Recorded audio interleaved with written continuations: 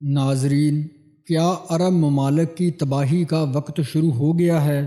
کیا تاریخ خود کو دہرا رہی ہے؟ کیا مسلم ممالک یہود و نصارہ کی غلامی قبول کر چکے ہیں؟ کیا عربوں نے مسلم امہ کو یہود و نصارہ کے ہاتھوں بیچ ڈالا ہے؟ امریکہ کے ساتھ اربوں ڈالر کے دفاعی معاہدے کس لیے؟ سوال یہ ہے، جب عرب حکمرانوں نے جہاد کو چھوڑ دیا ہے تو یہ اربوں ڈالر کے دفاعی معاہدوں کی کیا ضرورت ہے؟ یہ وہ سوالات ہیں جو آج کے پس منظر کو دیکھتے ہوئے ہر مسلمان کے ذہن پر چھائے ہوئے ہیں، اور وہ ان کا جواب ڈھونڈنے کی کوشش کر رہا ہے۔ امریکی صدر ڈونلڈ ٹرمپ کا مشرق وسطیٰ کا حالیہ دورہ کیا کسی بڑے کھیل کا آغاز ہے؟ ڈونلڈ ٹرمپ مسلم ممالک سے اسرائیل کو تسلیم کیوں کروا رہا ہے؟ ابراہیمی معاہدہ کیا ہے اور اس وقت پاکستان کہاں کھڑا ہے؟ کیا بہت جلد گریٹر اسرائیل بننے جا رہا ہے؟ ناظرین، آج کی اس ویڈیو میں ان تمام سوالات کے جواب دیے جائیں گے جنہیں دنیا نے نظر انداز کر دیا ہے، کیونکہ ہم وہ حقائق بتائیں گے جو میڈیا آپ کو کبھی نہیں دکھاتا، اور ان سازشوں کا پردہ فاش کریں گے جو آپ کے ایمان، آپ کی آزادی اور آپ کے مستقبل کو نگلنے کے لیے تیار ہیں۔ اس لیے آپ سے گزارش ہے، ویڈیو کو آخر تک ضرور دیکھیں، اور اگر آپ ہمارے چینل پر نئے ہیں تو سب سے پہلے ہمارے چینل کو سبسکرائب ضرور کر لیں۔ بسم اللہ الرحمن الرحیم۔ السلام علیکم۔ حال ہی میں امریکی صدر ڈونلڈ ٹرمپ نے مشرق وسطیٰ کا دورہ کیا، جہاں وہ سب سے پہلے سعودی عرب گئے، جہاں اس کا استقبال شاہانہ انداز میں کیا گیا۔ محمد بن سلیمان سعودی شاہی پروٹوکول کو توڑتے ہوئے خود ٹرمپ کا استقبال کرنے کے لیے ایئرپورٹ گئے، کیونکہ عمومی طور پر جب بھی کسی ملک کا سربراہ سعودی عرب کا دورہ کرتا ہے تو ایئرپورٹ پر وزیر ہی استقبال کے لیے جاتے ہیں۔ ٹرمپ کی آمد پر سونے سے سجے محلات، سرخ قلین کی بجائے نیلے رنگ کا قلین بچھایا گیا، جو ٹرمپ کی اہمیت کو واضح کرتا ہے۔ تلواروں کا رقص اور اربوں ڈالر کے دفاعی معاہدے، یہ سب کچھ دیکھنے میں ایک معمولی بین الاقوامی ملاقات لگتی ہے، لیکن جب ہم اس دورے کے اصل مقاصد پر غور کرتے ہیں تو ایک بالکل مختلف تصویر سامنے آتی ہے۔ اس دورے کے دوران سعودی عرب اور امریکہ کے درمیان 142 ارب ڈالر کے دفاعی معاہدے ہوئے، جن میں جدید ہتھیاروں کی خریداری اور فوجی تعاون شامل ہے۔ ساتھ ہی ٹرمپ نے ایک ایسے اتحاد کی بات کی جو بظاہر دہشت گردی کے خلاف ہوگا، لیکن حقیقت میں یہ مسلم دنیا کو تقسیم کرنے اور اسرائیل کو مرکزی طاقت بنانے کی گہری سازش نظر آتی ہے۔ سوال یہ ہے کہ جب عرب دنیا جہاد کو چھوڑ چکی ہے تو یہ 142 ارب ڈالر کے دفاعی معاہدے کس لیے؟ یا یہ ایک عالمی ایجنڈے کا حصہ ہے؟ کیا ڈونلڈ ٹرمپ کا یہ دورہ مشرق وسطیٰ میں نیو ورلڈ آرڈر یا دجالی نظام کے قیام کا پہلا قدم ہے؟ کیا ہم اس دور میں داخل ہو چکے ہیں جہاں حق و باطل کی آخری جنگ کی زمین تیار کی جا رہی ہے؟ ناظرین، جب امریکی صدر ڈونلڈ ٹرمپ سعودی عرب پہنچے تو دنیا نے اسے محض ایک سفارتی دورہ سمجھا، لیکن اس دورے کی اصل حقیقت کچھ اور تھی۔ اس ملاقات کے نتیجے میں 600 ارب ڈالر سے زائد مالیت کے معاہدے طے پائے، جو 142 ارب ڈالر کے علاوہ ہیں، جنہیں دنیا نے تاریخی معاشی تعاون کا نام دیا۔ لیکن سوال یہ ہے کہ آخر یہ معاہدے کس بنیاد پر کیے گئے اور ان کا اصل ہدف کیا تھا؟ اگر ہم ان معاہدوں کا باریک بینی سے جائزہ لیں تو معلوم ہوتا ہے کہ یہ محض تیل، ہتھیار یا سرمایہ کاری کے سودے نہیں تھے، بلکہ ایک عالمی ایجنڈے کا حصہ تھے۔ ایک ایجنڈا جو دجالی نظام کی بنیادیں مستحکم کرنے کے لیے ترتیب دیا گیا تھا۔ 142 ارب ڈالر کے معاہدے صرف ہتھیاروں کی فروخت تک محدود نہیں تھے، ان میں توانائی، مواصلات، تعلیم، ڈیجیٹل معاشیت سائبر سیکیورٹی اور خاص طور پر مصنوعی ذہانت جیسے شعبے شامل تھے۔ سعودی عرب نے اس دورے کے دوران ویژن 2030 کے نام سے ایک طویل مدتی منصوبہ بھی پیش کیا، جس کا مقصد تیل پر انحصار کم کر کے سعودی معیشت کو جدید عالمی معیارات پر ہم آہنگ کرنا تھا۔ لیکن حقیقت میں ویژن 2030 جدید سرمایہ دارانہ نظام اور مغربی بلاک کے لیے مالیاتی و تکنیکی غلبے کو تسلیم کرنے کی ایک حکمت عملی تھی۔ مصنوعی ذہانت، جسے آج کل جدید سہولت کے طور پر پیش کیا جاتا ہے، دجالی نظام کے کنٹرول اور نگرانی کے سب سے اہم ہتھیاروں میں سے ایک ہے۔ اس کے ذریعے انسان کی سوچ، خرید و فروخت، سفر، علاج، تعلیم اور یہاں تک کہ مذہبی عقائد کو بھی کنٹرول کیا جا سکتا ہے۔ ان معاہدوں کا ایک بڑا حصہ دفاعی شعبے سے متعلق تھا۔ امریکہ نے سعودی عرب کو جدید ہتھیار، missile systems, radar, drone technology اور سائبر وارفیئر کے آلات فروخت کیے۔ ایک اندازے کے مطابق صرف ہتھیاروں کے معاہدے 142 ارب ڈالر سے زائد کے تھے۔ یہ ہتھیار نہ صرف خلیجی خطے میں طاقت کے توازن کو بدلنے کے لیے استعمال ہو سکتے ہیں، بلکہ ان کے ذریعے دجالی عالمی حکومت کی مرضی کے مطابق جغرافیائی سیاست کو کنٹرول کرنا بھی ممکن ہے۔ اگر ان معاہدوں کی نوعیت پر غور کریں تو معلوم ہوتا ہے کہ یہ ہتھیاروں کی فراہمی محض ایک نجی فوج کی تشکیل کی طرف اشارہ کرتی ہے، جو کسی بھی وقت اسرائیل یا امریکہ کے ایجنڈے کی تکمیل کے لیے استعمال کی جا سکتی ہے، چاہے وہ ایران کے خلاف ہو، یمن کے خلاف ہو یا کسی اور اسلامی ملک کے خلاف۔ معاشی معاہدوں کا ایک اور خطرناک پہلو ڈیجیٹل کرنسی اور بلاک چین ٹیکنالوجی کی جانب سعودی عرب کا جھکاؤ ہے۔ آنے والے دور میں نقد پیسے کا تصور ختم ہونے والا ہے اور عالمی طاقتیں ایک ایسی کرنسی لانا چاہتی ہیں جو مکمل طور پر کنٹرولڈ اور ٹریس کی جا سکے۔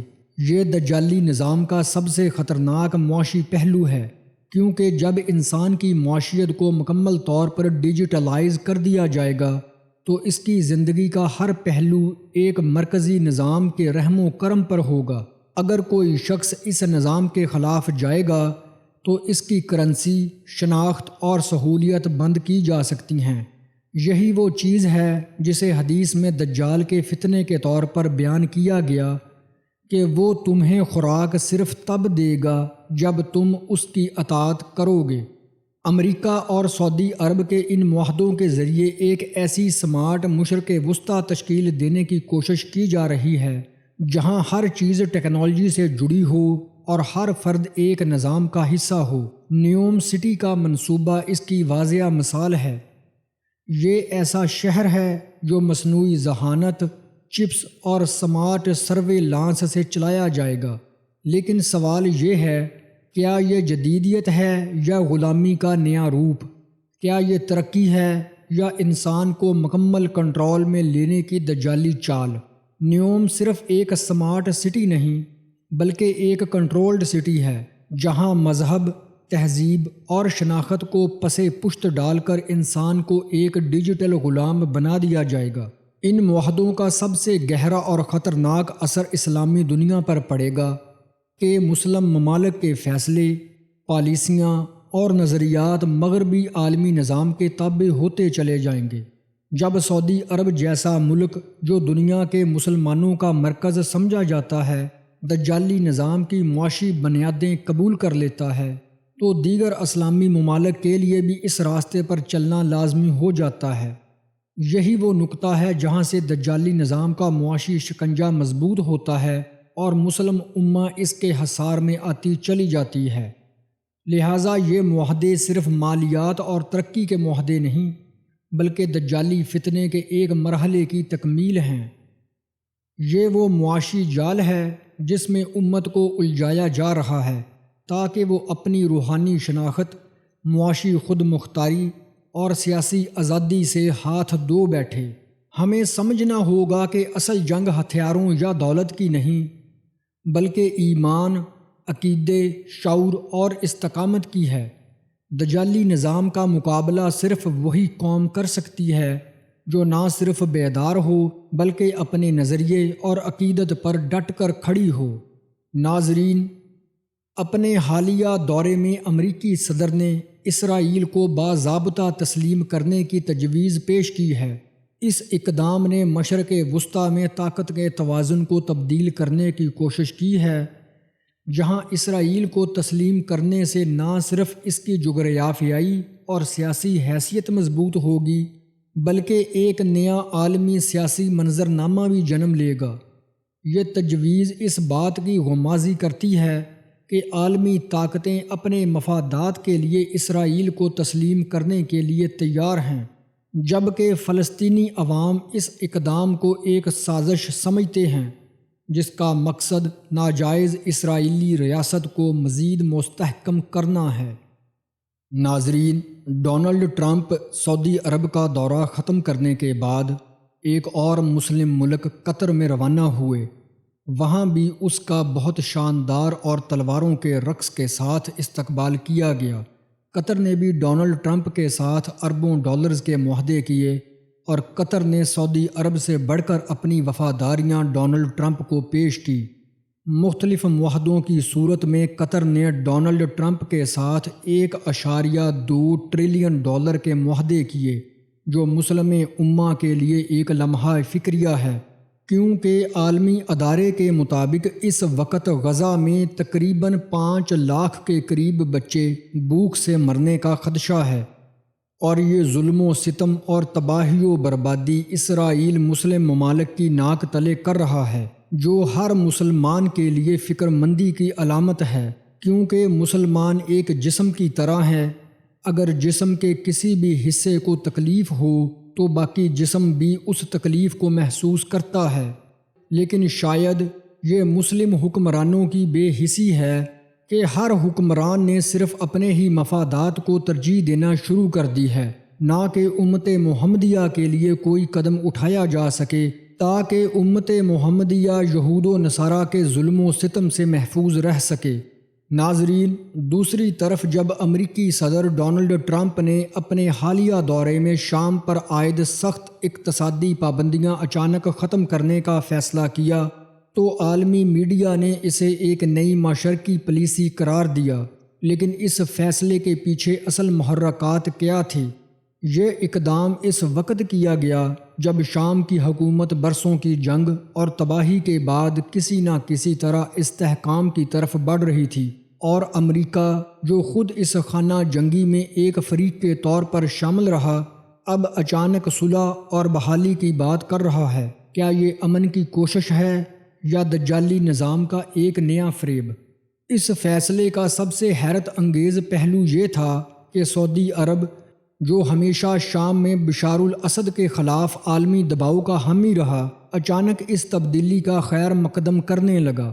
سعودی ولی عہد محمد بن سلیمان نے اس پالیسی کو علاقائی استحکام کے لیے ایک مثبت قدم قرار دیا، لیکن کیا واقعی یہ خطے کے استحکام کا ذریعہ بنے گا یا یہ محض امریکہ اور اسرائیل کے سیاسی مفادات کی تکمیل کا ایک جال ہے جس میں مسلم ممالک کو بڑی چالاکی سے الجھایا جا رہا ہے؟ اس فیصلے کے بعد سعودی عرب اور دیگر خلیجی ریاستوں نے شام کے ساتھ اپنے سفارتی تعلقات بحال کرنا شروع کر دیے ہیں، اور شام کو دوبارہ عرب لیگ میں شامل کرنے کی باتیں کی گئی ہیں۔ یہ سب اس وقت ہو رہا ہے جب شام میں لاکھوں افراد کی ہلاکت، کروڑوں بے گھر ہونے والے مسلمان اور ناقابل بیان مظالم کی ذمہ داری ابھی تک کسی پر عائد نہیں کی گئی۔ سوال یہ ہے کہ کیا محض سیاسی مفادات اور معاشی معاہدے اتنے اہم ہیں کہ اسلامی اصولوں کو پس پشت ڈال دیا جائے؟ کیا ہم بھول گئے ہیں کہ رسول کریم صلی اللہ علیہ وآلہ وسلم نے فرمایا، مسلمان مسلمان کا بھائی ہے، نہ اس پر ظلم کرتا ہے اور نہ اسے بے یار و مددگار چھوڑتا ہے۔ ناظرین، قطر کے دورے کے اختتام کے بعد ڈونلڈ ٹرمپ نے متحدہ عرب امارات کا دورہ کیا، جہاں سعودی عرب اور قطر سے بھی بڑھ کر استقبال کیا گیا۔ ڈونلڈ ٹرمپ کی آمد پر متحدہ عرب امارات میں لڑکوں نے تلوار کے ساتھ رقص اور لڑکیوں نے خصوصی عرب رقص کر کے ڈونلڈ ٹرمپ کا استقبال کیا۔ سعودی عرب اور قطر کی طرح متحدہ عرب امارات نے بھی ڈونلڈ ٹرمپ کو ہر طرح کی مدد اور وفاداری کی یقین دہائی کروائی اور ڈونلڈ ٹرمپ کے ساتھ $1.4 ٹریلین کے معاہدے کیے، جبکہ کچھ فاصلے پر غزہ میں بچے بھوک سے مر رہے تھے۔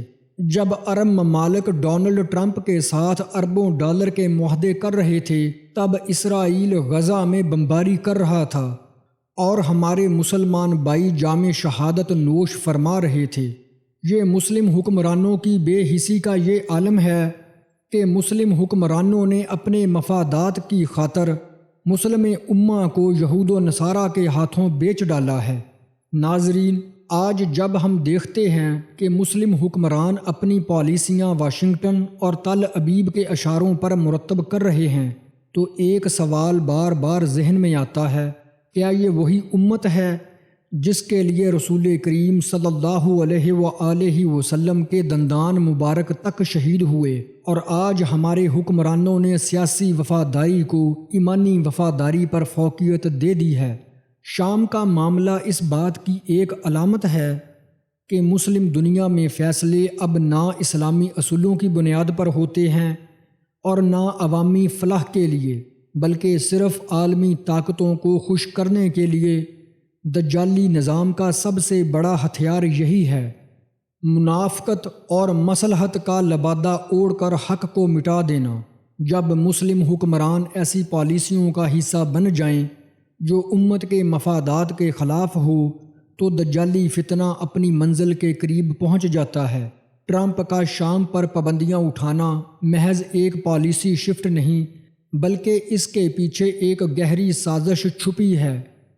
یہ سازش شام، عراق، لبنان اور لیبیا کی تباہی پر پردہ ڈال کر اس خطے کو اسرائیل کی معاشی اور جغرافیائی توسیع کے لیے تیار کرنا ہے، اور ان سب کا ایک جغرافیائی مقصد ہے، اور وہ ہے گریٹر اسرائیل کا قیام۔ مسلم دنیا میں اس بات پر مکمل خاموشی اور سعودی عرب جیسے اہم ملک کی طرف سے اس کی حمایت اس بات کا ثبوت ہے کہ مسلم قیادت اب امت نہیں بلکہ ریاستی پالیسیوں کی قید میں آ چکی ہے، اور جب قیادت بک جائے گی تو امت تباہ ہوگی۔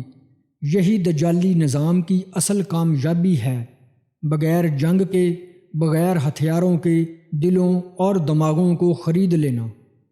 ناظرین، ہمیں ان سوالات کا سامنا ہے، کیا مسلم حکمرانوں کی یہ خاموشی محض سیاسی مصلحت ہے، یا وہ واقعی دجالی نظام کی پیش قدمی میں مددگار بن چکے ہیں؟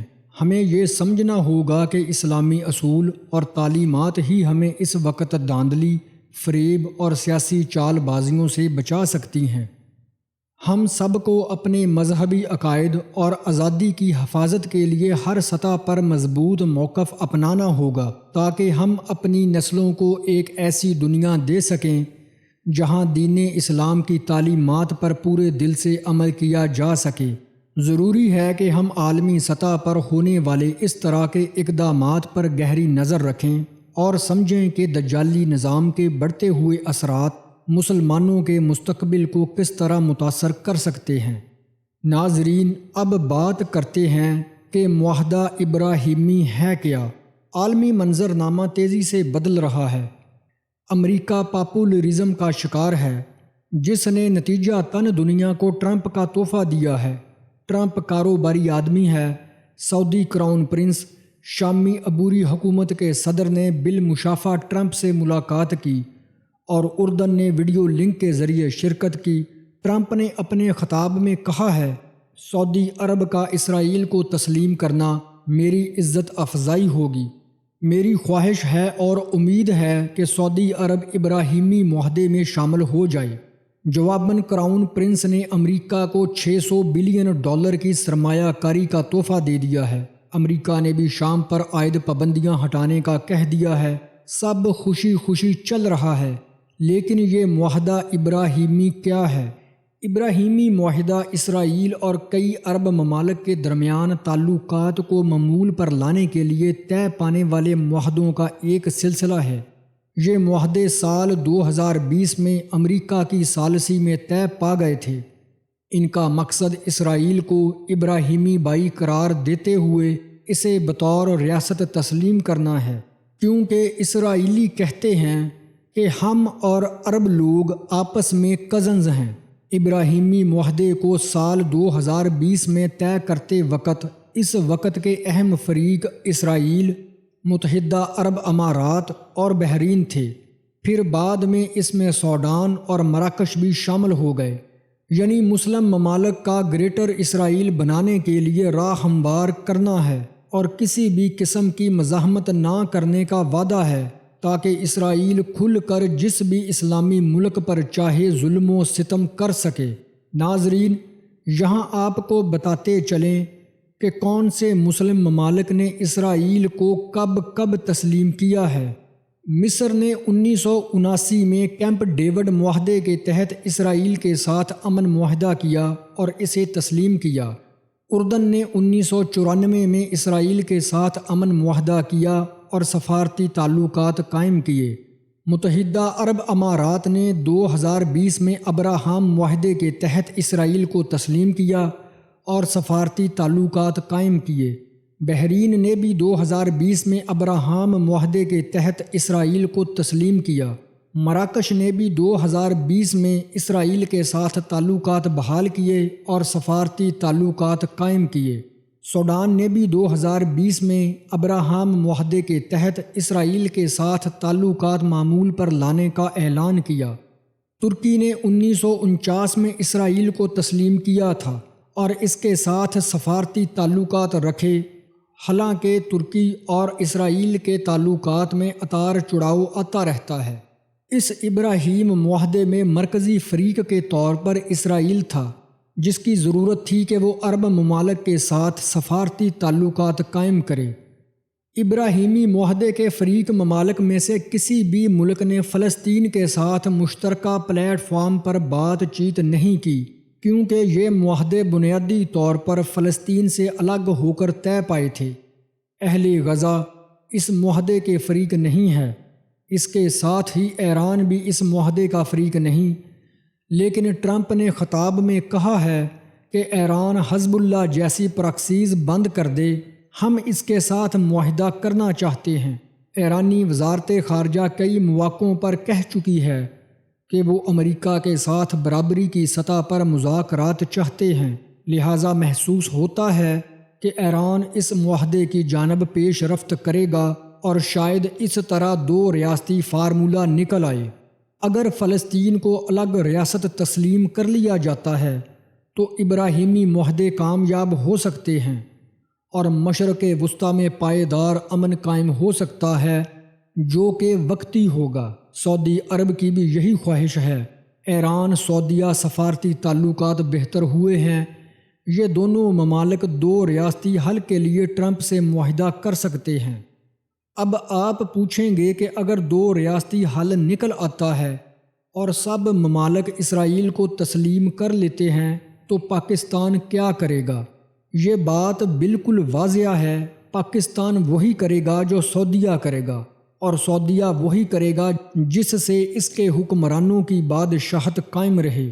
اور یہ تمام معاملات صرف ایک ہی بات کی طرف اشارہ کرتے ہیں کہ مسلم ممالک کے حکمران گریٹر اسرائیل کی راہ میں کسی بھی قسم کی رکاوٹ نہیں ڈالیں گے، بلکہ ہر طرح سے سہولت کاری کریں گے، اور اسرائیل اپنے مذموم مقاصد میں کامیاب ہو جائے گا، اور بالآخر تباہی و بربادی اور ذلت و رسوائی مسلمانوں کا مقدر بنے گی۔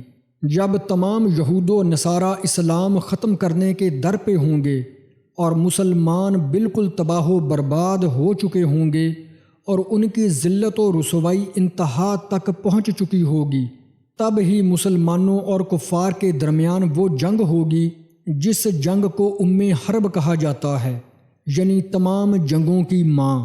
اور تب ہی حضرت امام مہدی رضی اللہ تعالی عنہ تشریف لائیں گے، اور اس کے بعد حضرت عیسیٰ علیہ السلام تشریف لائیں گے، اور اللہ پاک مسلمانوں کو کامیابی عطا فرمائیں گے۔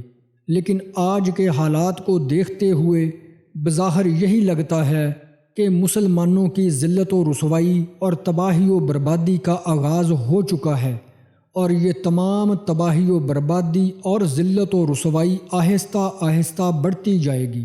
ناظرین، اللہ تعالیٰ مسلم ممالک کو اسلام پر چلنے والے حکمران عطا فرمائے، اور اللہ تعالیٰ ہمیں ہدایت عطا فرمائے اور ہمیں اس فتنے سے محفوظ رکھے، آمین۔ ناظرین، یہ تھی ہماری آج کی ویڈیو۔ ہم امید کرتے ہیں کہ آپ کو یہ ویڈیو پسند آئی ہوگی۔ اگر آپ کو ہماری یہ ویڈیو پسند آئی ہے تو براہ کرم ہمارے چینل کو سبسکرائب ضرور کر لیں اور بیل آئیکن کے بٹن کو ضرور دبائیں تاکہ ہماری آئندہ ویڈیوز کا نوٹیفیکیشن آپ کو پہنچتا رہے۔ آپ سے ایک بار پھر درخواست ہے کہ ہماری ویڈیو کو لائک اور اپنے دوستوں تک اس قیمتی معلومات کو ضرور شیئر کریں اور کمنٹ سیکشن میں اپنی قیمتی رائے کا اظہار ضرور کریں تاکہ ہمیں مزید محنت سے کام کرنے کی ترغیب ملتی رہے۔ اگلی ویڈیو تک کے لیے اجازت دیجیے۔